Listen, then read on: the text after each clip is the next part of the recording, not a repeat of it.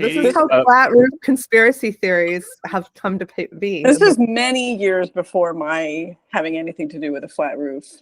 So you were like a prophetic future flat roofer. Yeah, it was aspirational for me, which is why I reached out to you. Yeah. Okay. Well, I'm so glad this brought us together. That's because you're also like a fantastic writer, it turns out. Thanks.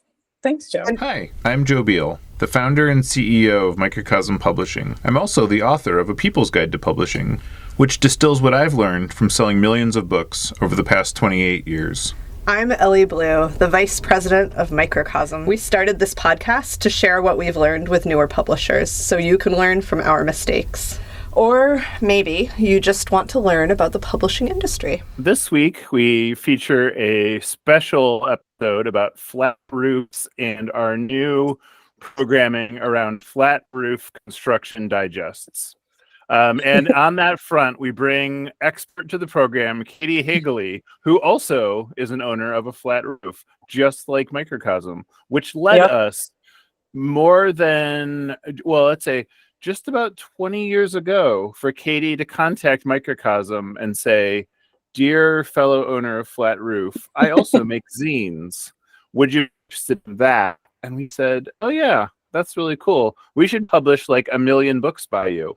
And the rest is history. And Katie has a new book out called Cat Party, which is it's like a giant party of stories and images and art and comics about cats and by lots of different people. Katie, can you tell us more about the book?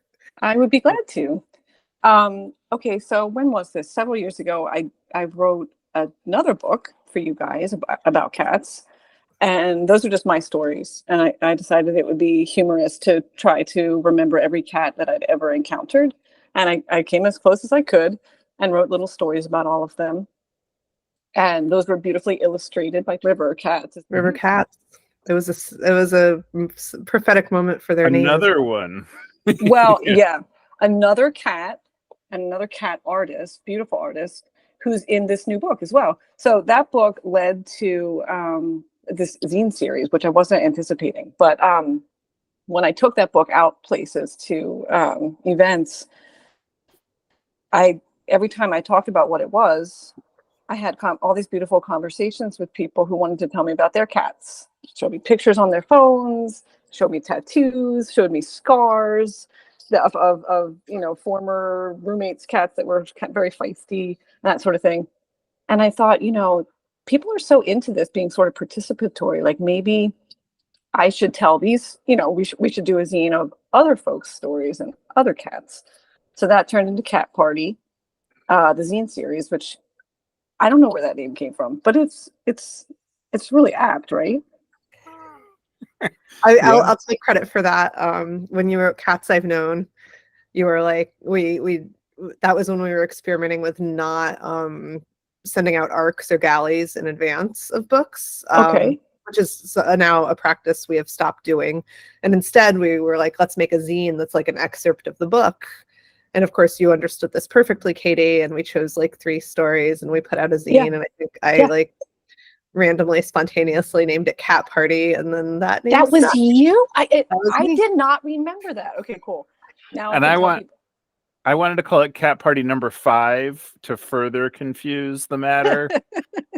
And I think this joke maybe did not quite land, because then Katie was like, "Does that mean we can make more or not make more?" And then we were like, are you trying no. to wrap this up as fast as you can? And then I was like, "Make more. That's a great idea." And then you made you took that to like the most thorough degree too. So then we were like, it just kept happening. Truly. I wasn't exactly, I was not planning for it, but then I started bringing that zine places and had the same conversations over and over again. And then people asked, like, could I contribute to a future issue? And I was like, yeah, let's do another issue. Okay. Yep. Let's keep going. So and how many issues are there now? There are 10 altogether, including that first one, which was like the excerpt from that first book. And and so by the time we decided to do a book, like an anthology of all those, there was more than 50 people involved. So this Wow. was like a herding cats situation. And then you got new content for the book also. Yes, So I did. Yep. quite a bit. So how did you, sorry, Joe, I'm totally taking your turn. Do you want to take it back or should I keep going? Well, I was just going to conclude the story to say that at some point, and I don't know whose idea this was, if you were the one that proposed this or if we were the one that proposed this, because, you know, that's how collaborative our bonding over roof situations and then writing situations is that somebody proposed it, and maybe one of you two can remember better than I can. But they were like, oh, at some point, though, it would be enough to be a book here. Could that happen? Whose idea was that?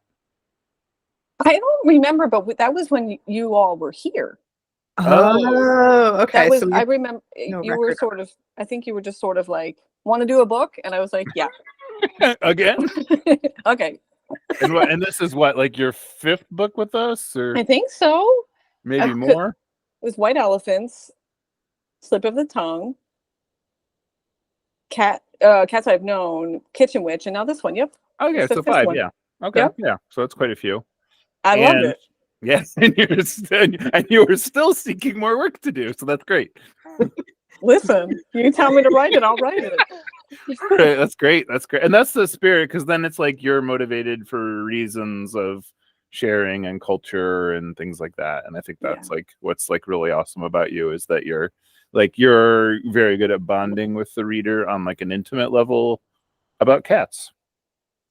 And Thank other you. topics. Yeah. Well, it's turned out that like doing vending events has been it's become a real, for a long time it's been a big part of my work life, but it's a part of, I'd say it's a big part of my creative life in that way too, because Yeah. I make connections with people and then we end up collaborating, and it sparks ideas. You know, like I said, I was not planning to make a zine series out of this, but it just sort of grew out of all of that connection, you know. Yeah, Joe that's was great. just telling me yesterday that most people who are really good in publishing have a lot of sales experience. Oh, interesting. And that's like where a lot of the skills that you need come from and the perspective you need come from for like marketing and writing and editorial and developing books. So there you That's interesting. I never would have thought of myself as having sales skills as such, but I was thinking about it recently because we did I threw a party for this new book, the Cat Party book. tell us about the It was so much fun. It was Wait, so was it a much cat fun. party? Party. It was totally a party. People were partying. And like, yeah, we had a lot of fun. It was at a bar here in town called Tattooed Moms, which is like this little punk spot that's been here for many years and big part of the community. And they're really generous to artists, and it's a super fun place to hang out. So I was like, let's have the party there and see who comes out. And it was fun for me to like eat food and chat with people. But I would afterward, we sold books too. And Joe, my partner, Joe Carlo, made records to go along with it, like as part of this like launch extravaganza that we were doing. So I don't know if I've talked with you guys about it, but we have these record cutters, these lathe cutters now. Whoa. And it's really cool. And we're making records. Wow. It's really neat. Joe went out and, he's been interested in this for many years and has had records cut by this guy, Mike Dixon, out in Tucson, who's sort of the lathe guy. He acquires these old machines and refurbishes them and also teaches people how to use them. So Joe went out there last year to learn how to use a machine, and he bought one and brought it home. And so we both learned how to use this thing, and we're making records, and it's really fun. You just make them one at a time, like cutting onto records with a stylus. Like, it's neat. It's neat. And Joe likes to just make the songs up too. So he and a friend of ours real quick wrote like a song about cats and recorded it and put it on a record, which is shaped like a cat. Did I show you? I'll show you. I'll send you photos and stuff. It's just plastic that we get cut at a CNC cutter. And so he said, could you do, cat head? They can do anything really. But the guy was like, yeah, the whiskers might break off. We'll see what we can do with the whiskers. But the whiskers worked too. Ah, It was really charming. And yeah, we sold books and records. And afterwards, I was like, I'm really proud to be able to do that. Like, I'm really proud to be able to talk to people and sell things. And like, that's real work. My feet were tired. My feet were tired at the end of the night. And we load in and load out. And I've been doing it for years like that. And like, I realized, it's a skill that I didn't learn in school. I learned it by doing it. And I'm very proud of that. So that felt good to do. Yep. Yay. Yay. Well, do you have bangs now? They look fantastic. Thanks. Yeah. Right? I have Good look. several haircuts. Mhm. But But that's yeah. It's a good look. Nice work. Thank you. That's my question. I have more questions like what else happened at that party, and like what are the best cat party stories, and Oh, the party. Okay, let's think. So it was upstairs in this little like punk bar that looks really great because it's just covered in years and years of stickers and wheat paste and stuff. So first of all, I went around and took pictures of all the cat things that happened to be on the walls, and there were a lot of them. And I had encouraged, because there's so many contributors to this book, and a lot of them live here. So I really encouraged them to come out and bring friends, but it was just open to whoever as well. And I, crossed my fingers and hoped that people would show up. And a lot of people did show up. And then we had people passing through who I think were just curious about what was going on. And it was like $4 vegan burger night. So people ate food. Oh, and I made a cat playlist because they played my music. So I did a cat themed playlist, which actually was contributed to by Steven Svimbersky from Quimby's. He had shared this massive cat themed playlist with me that he made. So I cribbed his thing as well. If you are able to like share anything like that, your cat themed playlist, or if you're still selling cat records and there's a link to buy them, we'll put them in the show notes, the episode notes. Oh, wonderful. I've got that. Yeah, I can share that with you, and all the links, all the references. Love Yay. it. Thank you. So yeah, it was a lot of fun. So which came first, like the cat obsession or like you feeding the cat obsession? Like, did other people's interests like pique you to be like, this is actually really cool? Or were you like, this is so cool that other people couldn't talk to you about anything else?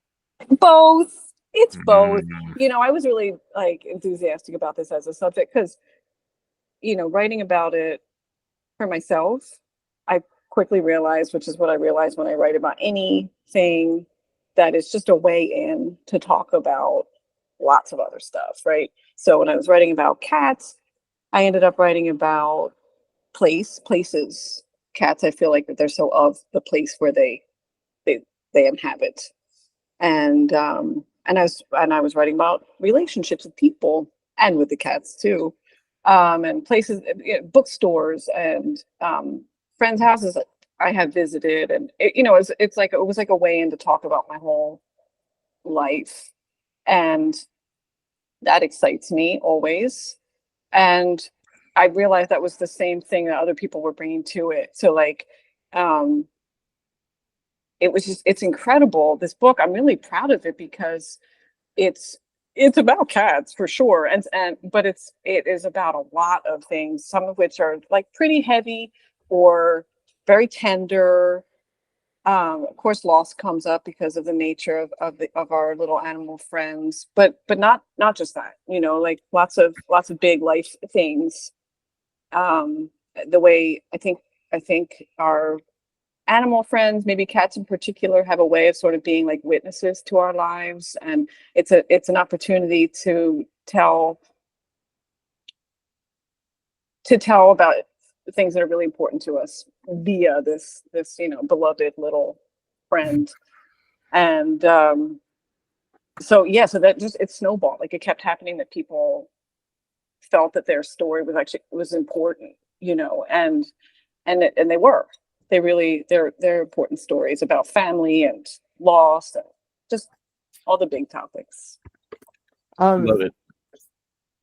The just from like a logistical perspective, like we were at the IBPA's PubU conference last week in Denver, and a lot of people were talking about anthologies and kind of asking each other questions about how they handled them and how they published them. And I was wondering how did you like, this is an anthology with 50 contributors from all over the world, a lot of artists, a lot of writers, a lot of people with like very specific name spellings. There's someone who has a superscript in their name. There's a lot of different formats. How did you keep it all organized and communicate with everybody? Like, what are your secrets there? Well, one thing to say is that like I call almost all of these people friends. Like they're friends or friendly acquaintances, and so they're like people I already knew well, or people I got to know well through doing this. But so like by and large, there's a real familiarity that I have with all these folks. So that probably made that easier. And I don't, you helped me, Ellie. You were like, make a spreadsheet. So I made a spreadsheet, and that was all it took. And I just made notes every time I communicated with someone, and they got back to me, and I had the answer yes or no, and made sure their biography was updated, because it's been several years since I collected some of those. People wanted to make changes in some cases, and I like a nice spreadsheet. I love myself. I like it. I looked at it obsessively for a few months.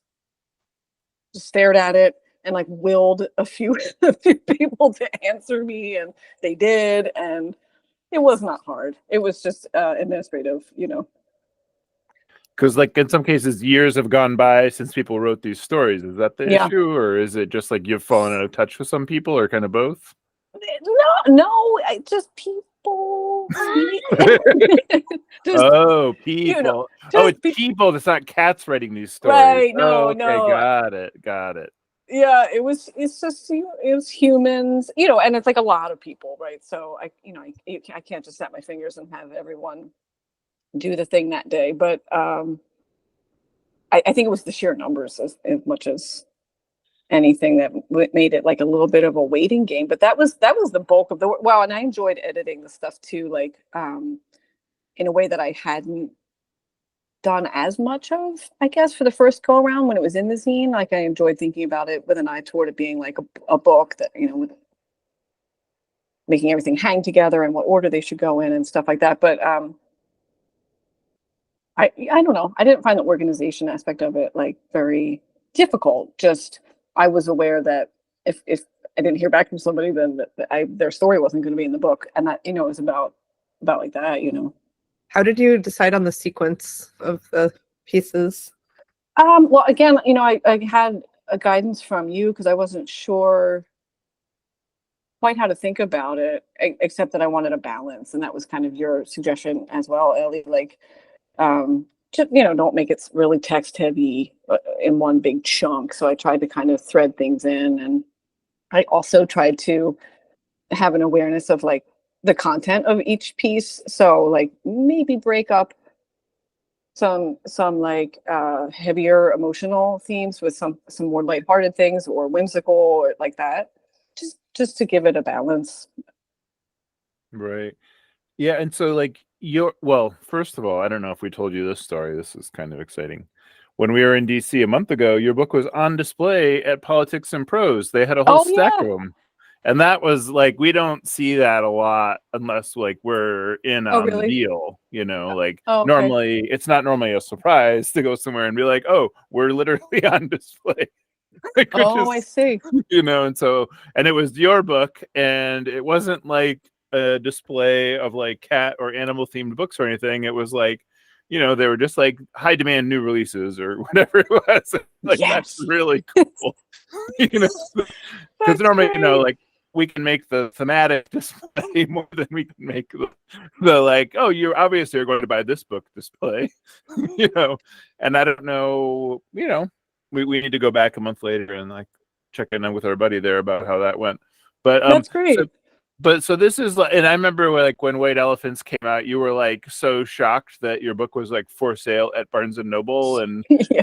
you were like not prepared for, you know, this new, and because it's like it's a weird thing where like sometimes, you know, we have sort of two duality problems. Like on one hand, somebody is like, I have a book now, so I'm going to be famous and it will be available everywhere, and the Today Show will be calling tomorrow.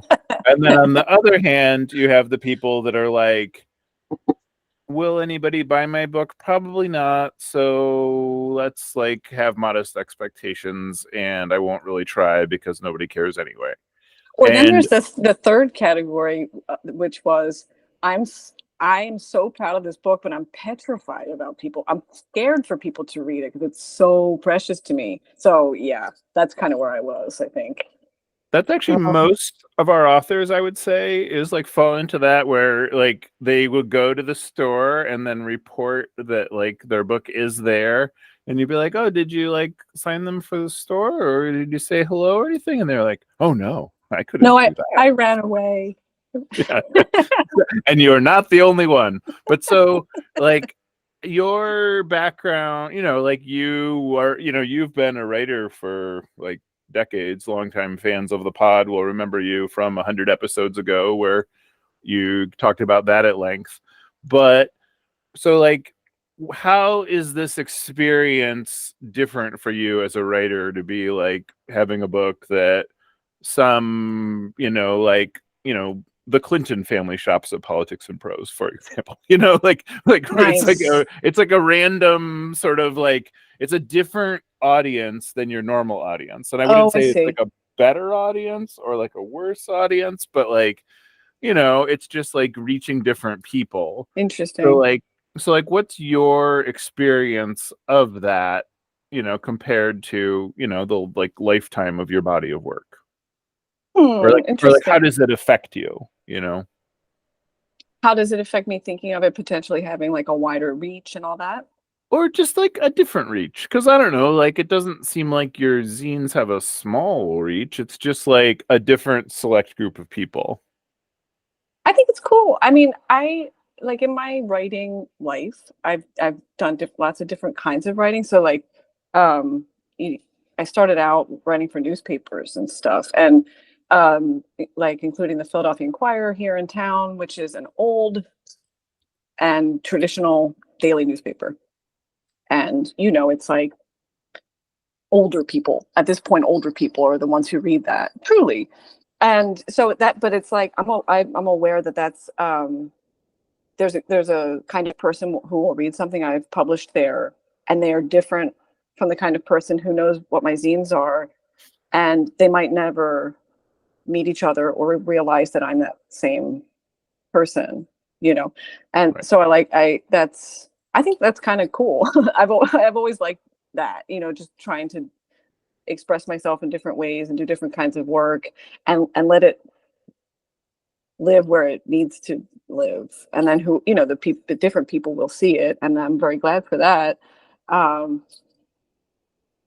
know, one thing about this book in terms of like promoting things and the comfort level with that, like one thing that's really cool about having an anthology is like, I'm proud of the people who are in it. I'm proud of the work I did on it, but this isn't just my writing, it's other people's work. So I felt like it was easy to make a big deal out of this book, and I'm going to continue to do so. Because I have less of that, like lying awake at night like, why did I say that? You know, and that's always a little bit present, I think. But first of all, that gets easier over time anyway. And yeah, you know, with this, I'm just like proud to point to different artists who are in it and say, you know, you have to read this piece, it's really beautiful. So that's an interesting new experience for me, to be proud of other people's work. Oh, I love that. Can you tell us about a few pieces that you're especially proud of? Oh yeah, let's see. I have a copy of the book right here. Oh, very prepared. Oh gosh, I love all of these, truly.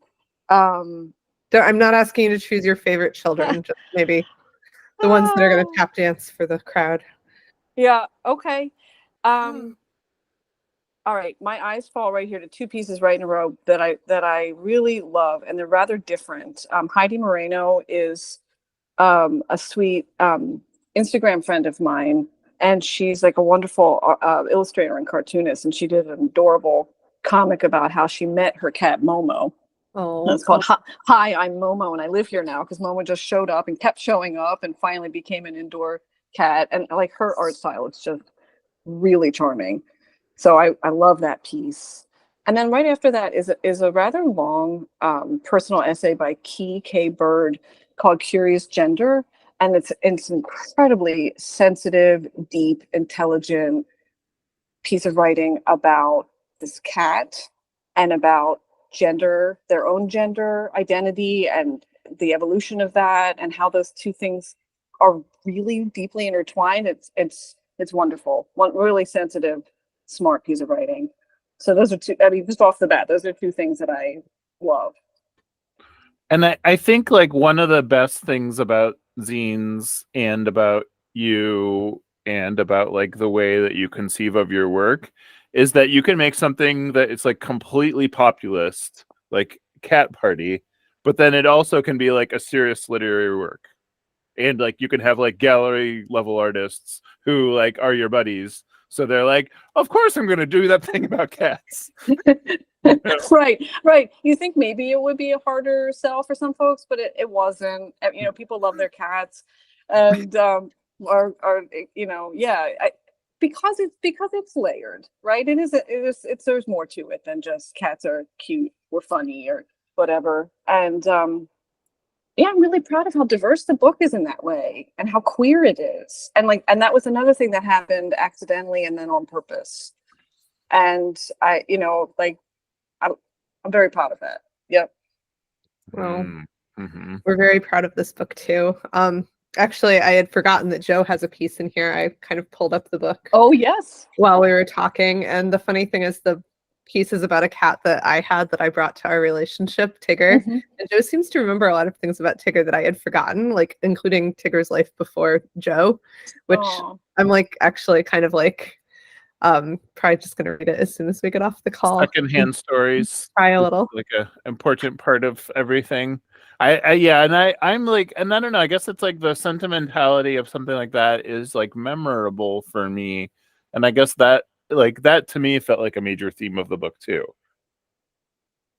Oh, for sure. Yeah, people I think enjoyed the opportunity to like take that trip down memory lane and remember really fondly, like, you know, a shared house they lived in when they were younger, or you know, yeah, these cats, they like these pets, they have a way of anchoring, you know, it's a memory in time. Like, oh right, that's when I lived on such and such street. That's when I met so and so.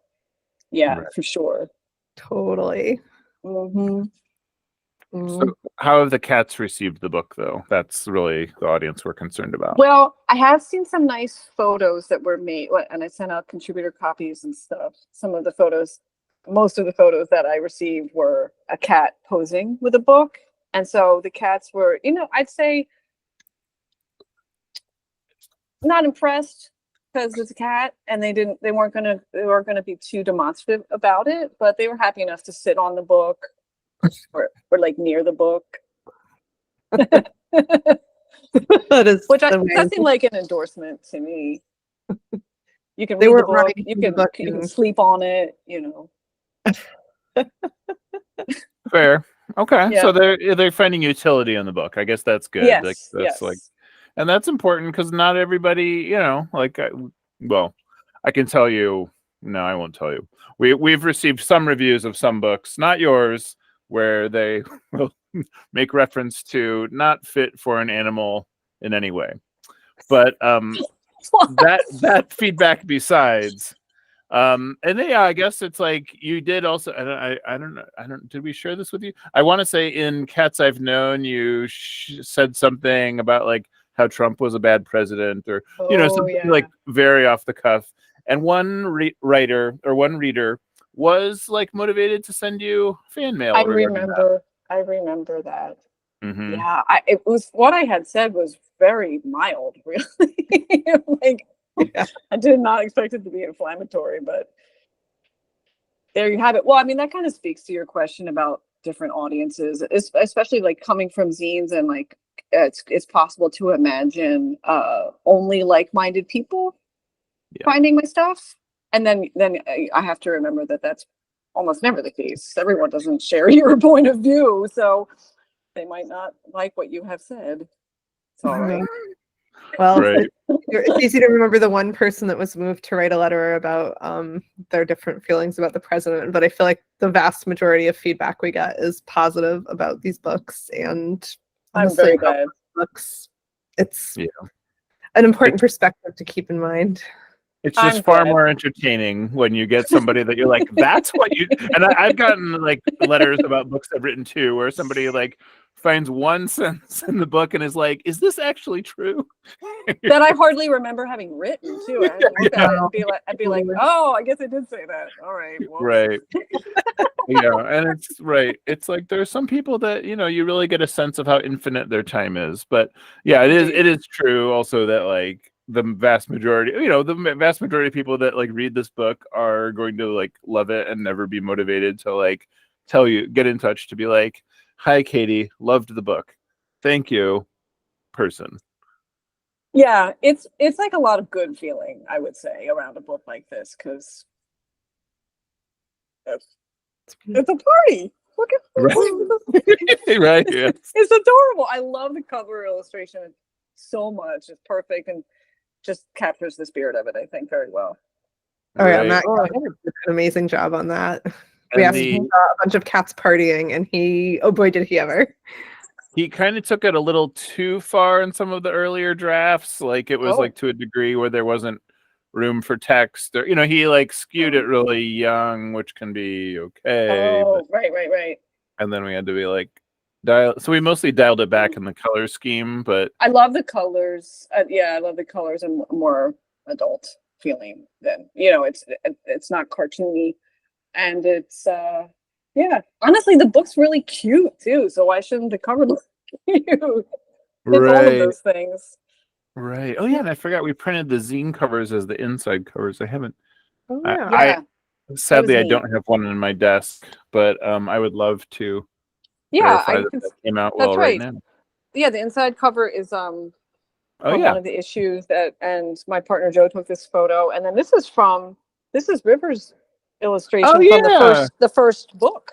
From Cats I've Known. Yep. Yeah, we had because we had covered it up. Isn't that right? That was on the back cover, I think. Yeah. Yeah, but there was text over it, so I was like, this would be awesome where you could actually like see the joke. Right. Yep. It's wonderful. Well, I have a confession to make.